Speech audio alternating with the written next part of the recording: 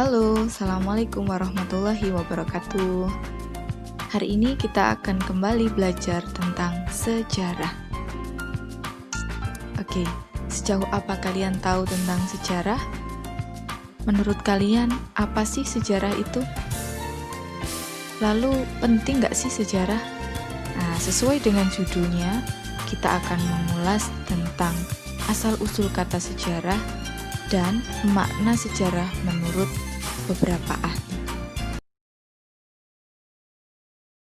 Asal-usul kata sejarah. Menurut kalian berasal dari bahasa apa sih sejarah itu? Kata sejarah itu?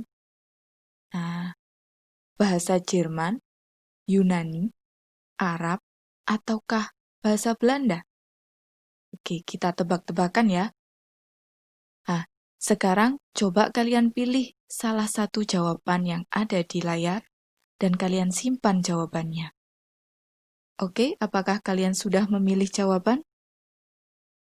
Sekarang kita cek jawabannya. Nah, kata sejarah dalam bahasa Jerman itu bisa kita sebut dengan Geschichte. Dalam bahasa Yunani, Historia. Sedangkan dalam bahasa Arab, yaitu Sajarotun. Dan dalam bahasa Belanda, Geschiedenis. Nah, kira-kira yang mana ya jawabannya? Ya, jawabannya adalah bahasa Arab, Sajarotun. Jadi, sejarah berasal dari bahasa Arab. Kata sejarah berasal dari bahasa Arab, yaitu sajarotun. Nah, arti sajarotun itu adalah pohon. Lalu, kenapa bisa ya sejarah kita artikan sebagai pohon? Kata sejarah kenapa berasal dari kata yang artinya pohon? Kira-kira maknanya apa ya? Oke. Nah, maknanya pohon adalah sebuah pemikiran. Kita bisa mengartikan pohon itu adalah sebuah pemikiran. Sedangkan cabang-cabangnya itu adalah perkembangan dari pemikiran tersebut. Nah, ini sesuai dengan sifat sejarah, sifat ilmu sejarah yang terus berkembang. Nah, lalu makna selanjutnya, pembuatan silsilah keluarga pada zaman dahulu berbentuk seperti ranting-ranting pohon. Nah, maka dari itu, kata sejarah diambil dari bahasa Arab, yaitu sajarotun yang berarti pohon. Oke, sudah mengerti ya? Untuk selanjutnya, kita lanjutkan pengertian sejarah menurut para ahli.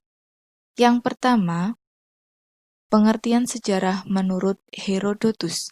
Herodotus adalah seorang ahli atau seorang ilmuwan, kita menyebutnya sebagai bapak sejarah dunia. Nah, beliau berasal dari Yunani kuno.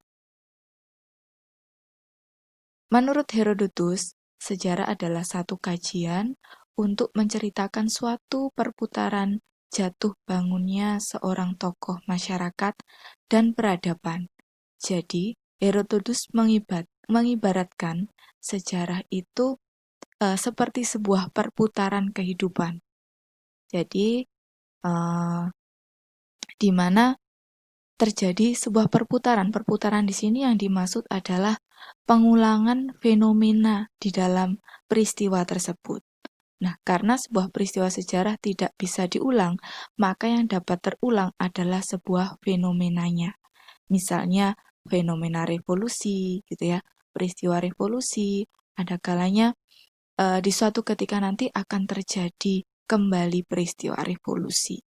Nah, itu adalah sebuah fenomena yang sama. Selanjutnya, pengertian sejarah menurut Sartono Kartodirjo. Ini adalah beliau adalah seorang ilmuwan sejarah dari Indonesia. Menurut Sartono, sejarah dibagi menjadi dua arti, yaitu arti objektif dan subjektif.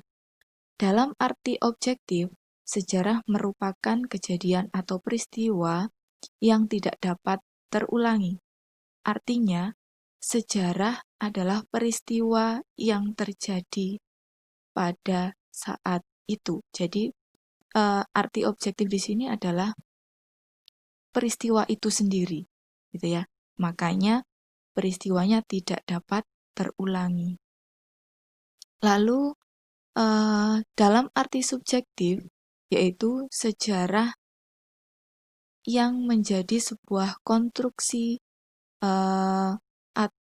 bangunan atau sejarah yang sudah dituliskan kembali, yang sudah menjadi cerita, sudah menjadi kisah, gitu ya, yang ditulis oleh seorang penulis. Yang terakhir, pengertian sejarah menurut Kunto Wijoyo. Ini juga seorang ilmuwan dari Indonesia.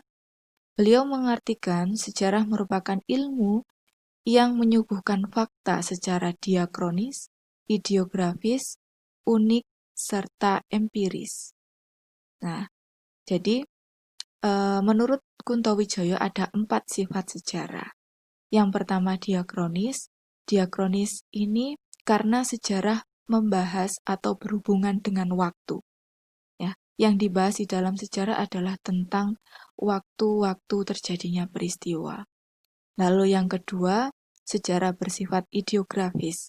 Maknanya sejarah itu menggambarkan atau menceritakan sesuatu. Yang ketiga, bersifat unik. Nah, unik di sini artinya adalah bahwa peristiwa sejarah itu tidak dapat terulang kembali. Ya. Yang keempat, bersifat empiris. Empiris itu maknanya sejarah berasal dari pengalaman manusia yang sesungguhnya. Jadi, jika suatu peristiwa itu tidak berasal dari pengalaman manusia, maka kita tidak bisa menyebutnya sebagai sejarah. Oke, sampai di sini dulu pelajaran kita hari ini.